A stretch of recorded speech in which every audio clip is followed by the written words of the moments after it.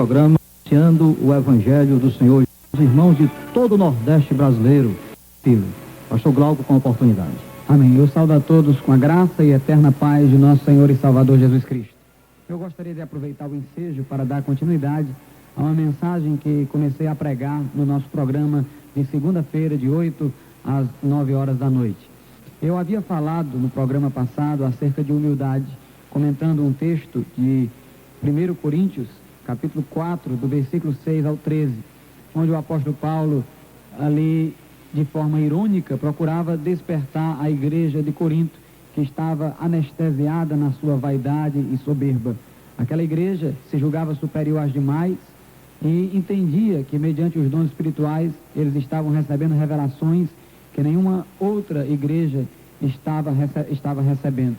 E eles se gloriavam porque se intitulavam órgãos da revelação de Deus, entendendo que Deus estava falando a eles coisas que aos demais não falava.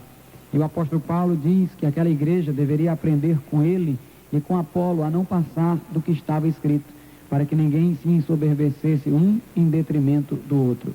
Nós temos que o apóstolo Paulo diz que a vaidade, o orgulho surge quando a pessoa quer ultrapassar os limites da Sagrada Escritura. Nós não pregamos aqui que a Igreja Batista Renovada Moriá, por exemplo, tem uma luz que as demais não tenham. Pelo contrário, nós não queremos ter uma luz que outros não tenham. Nós queremos é ser luz para os outros. O que nós queremos é apenas que os outros saibam que eles têm em mãos a luz de Deus e que devem contemplá-la. Não precisam estar aos nossos pés para aprender de nós, embora nós podemos, se Deus nos ajudar, esclarecer pessoas acerca daquilo que elas já têm em mãos. Mas nós queremos dizer que a Bíblia Sagrada é a palavra completa de Deus, a revelação completa, terminada. Toda a doutrina de Deus está contida na Escritura, é a nossa única regra de fé e de prática. É nela que está estabelecida a nossa crença e o nosso credo. E, portanto, nós não temos algo que outros não tenham. Aquilo que nós temos é a palavra de Deus, e essa palavra de Deus está disponível para todos. E as verdades que nós temos conhecido mediante as Escrituras, elas podem ser conhecidas por qualquer pessoa que tenha em mão o texto sagrado. Então, o apóstolo Paulo disse que os homens começam a orgulhar-se quando ultrapassam os limites das Sagradas Escrituras. A igreja de Corinto se julgava detentora de uma revelação especial, secreta. Para ela, as outras igrejas não estavam tendo acesso às verdades que eles estavam tendo acesso, porque julgavam que, além da Escritura, de forma especial e secreta, estava sobrevindo a eles uma revelação complementar. Portanto, Paulo ali faz questão de dizer que eles aprendam com ele, Paulo e Apolo, a não ir além do que está escrito. Paulo não apenas os incentivava a limitar-se no que diz respeito à doutrina, à Sagrada Escritura, mas também se dava como exemplo. Nós aqui não estamos querendo dizer que não se perpetuam na igreja os dons espirituais. Acreditamos na atualidade dos dons, mas acreditamos que a finalidade dos dons não é a orientação doutrinária da igreja. A profecia não nos instrui doutrinariamente. A profecia encoraja, consola, ela traz uma palavra de ânimo, de conforto para aqueles que passam tribulações. Mas aquilo em que devemos crer e o que devemos praticar na condição de crentes, no que diz respeito ao nosso processo de santificação, está nas Sagradas Escrituras, e a elas nós devemos nos ater. Então, nós falamos contra o orgulho humano no programa passado, através das palavras de Paulo. Paulo procurou despertar a igreja de Corinto, fazendo-a enxergar a sua vã soberba através da linguagem irônica. Paulo diz: vocês já acham que estão reinando. Sem nós, vocês acham que estão reinando, como se vocês já tivessem entrado no milênio, no governo de Cristo, primeiramente que nós. Então, Paulo procura, através da ironia, despertá-los, fazê-los ver que eles estavam se colocando numa posição tão especial diante de Deus, que estavam até se sobrepondo aos próprios apóstolos que os havia conduzido ao nosso Senhor Jesus Cristo. Nessa noite, eu gostaria de ler um outro texto e dar continuidade a essa mensagem que iniciei com respeito à humildade, que diz respeito à humildade. Então, Isaías capítulo 10, leiamos o versículo de número 15. Isaías 10 e 15. Porventura, gloriar-se-á o machado contra o que corta com ele? Ou presumirá a serra contra o que a maneja?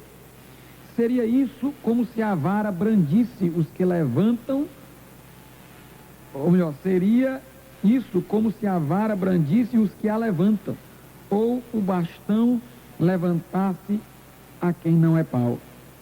Portanto, aqui diz que o machado não deve gloriar-se contra o que corta com ele, e a serra não deve se levantar contra aquele que a maneja. Meus amados irmãos, nós somos instrumentos de Deus. Qualquer coisa que Deus venha a fazer por nosso intermédio, a Ele apenas deve ser trazida toda a glória. Portanto, nós temos que entender isto, que nada nós fazemos de nós mesmos, a não ser o que é mal. Quando fazemos alguma coisa boa, é porque fazemos com a graça que Deus nos dá. Por isso que o apóstolo Paulo disse à igreja de Corinto: quem vos diferença? Porventura, vocês têm alguma coisa que não tenha sido a vocês dada? E o apóstolo Paulo procura então despertar a igreja de Corinto, demonstrando que se o que ela tinha de diferente procedia da dádiva de Deus, não tinha ela motivo de gloriar-se, porque não se diferenciava de outras em virtude de algo que lhe era peculiar, mas sim de algo que Deus lhe havia concedido, se fosse o caso. Então, meus amados irmãos, o apóstolo Paulo ali condena a vanglória, condena o orgulho, e da mesma forma o profeta Isaías aqui, afirmando que somos apenas instrumentos de Deus, e nessa condição nós não podemos nos gloriar ou roubar a glória que pertence somente a Deus.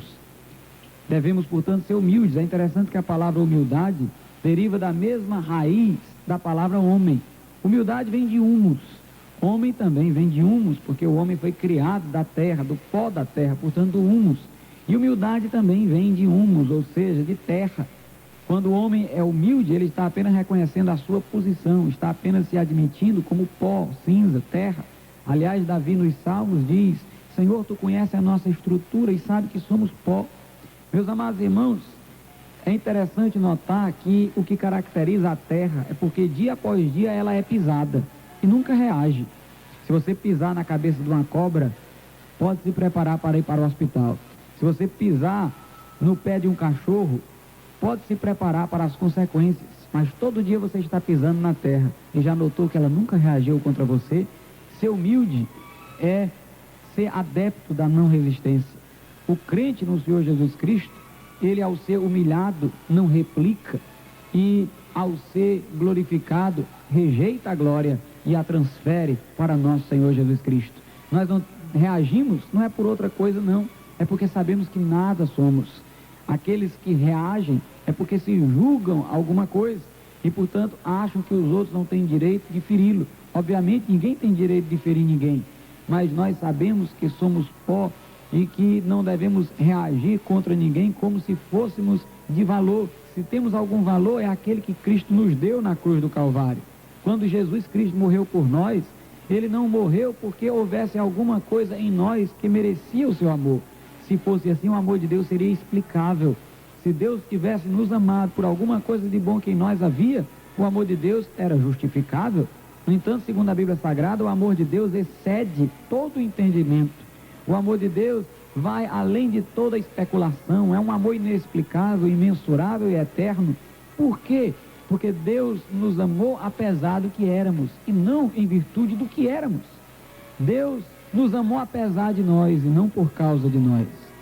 Meus amados irmãos e ouvintes da palavra de Deus, se temos valor é porque Cristo nos deu esse valor na cruz do Calvário. E, portanto, sabendo nós que desde o pecado o homem distanciou-se de Deus e perdeu o seu valor, e se tem de novo esse valor em virtude da morte de Cristo, nós não queremos reivindicar os nossos direitos ou reagir. Antes, nós seguimos a exigência de Jesus, que diz: quem quiser vir após mim, negue-se a si mesmo, tome a sua cruz e siga-me. Assim como o Senhor Jesus, nós temos que estar dispostos a sermos levados como ovelha para o matadouro. Jesus, tendo sido agredido, não revidou, tendo sido ofendido, não reagiu, e ele também nos ensinou a sermos do mesmo modo. Ele disse: sede mansos como as pombas, prudentes como as serpentes, porém simples como as pombas. É hora de nós aprendermos a humildade, porque Jesus disse: bem-aventurados os humildes de espírito, porque deles é o reino de Deus.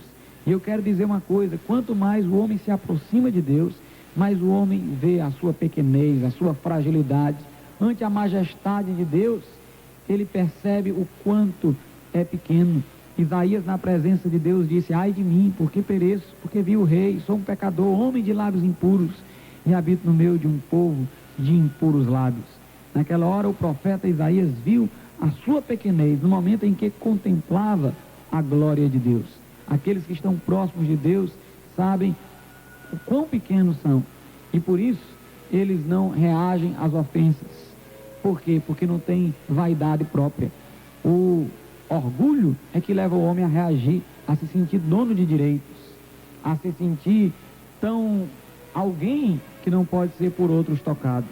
Mas bem-aventurado aquele que compreendeu a mensagem de Cristo. Nietzsche dizia que os cristãos eram covardes. Se vivesse hoje por certo, não diria, porque a maioria dos que se dizem cristãos não vivem o genuíno cristianismo. Mas quando ele falou assim, é porque falava do cristianismo não como vivido pelos cristãos da atualidade, mas falava do cristianismo tal qual ele foi explicado por nosso Senhor Jesus Cristo. E sabia Nietzsche que Jesus Cristo havia ensinado a não resistência. Dizia ele: se alguém bater a tua face direita, oferece a esquerda. Meus amados irmãos, Nietzsche disse: essa ética é uma ética de covardes. Pregava ele uma ética do super-homem, como afirmam alguns. Segundo ele, o homem deveria se impor, deveria lutar contra aqueles que o ofendiam. Mas Nietzsche estava errado. A filosofia de Nietzsche é que é a filosofia da covardia, é a filosofia do orgulho. É preciso ter coragem para não reagir. O normal do homem é reagir.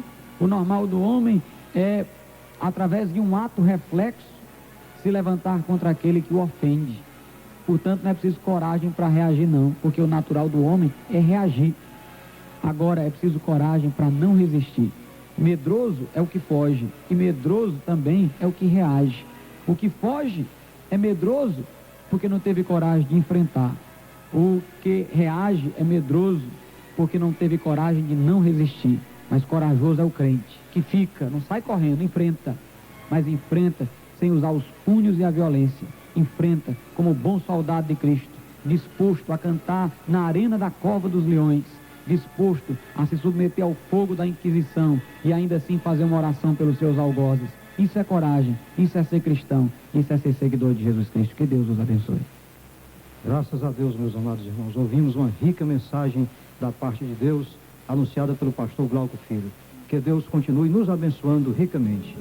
E nós vamos agora, irmãos, já estamos finalizando o nosso programa Trombeta de Sião, e nós temos aqui um aviso, um congresso que... E o mesmo Deus de paz vos santifica em tudo, e todo o vosso espírito, alma e corpo sejam plenamente conservados, irrepreensíveis, para a vinda de nosso Senhor Jesus Cristo. Tenham todos uma boa noite na santa e gloriosa paz do Senhor, quando aqui finalizamos o seu programa Trombeta de Sião, da Igreja Batista Renovada Moriá.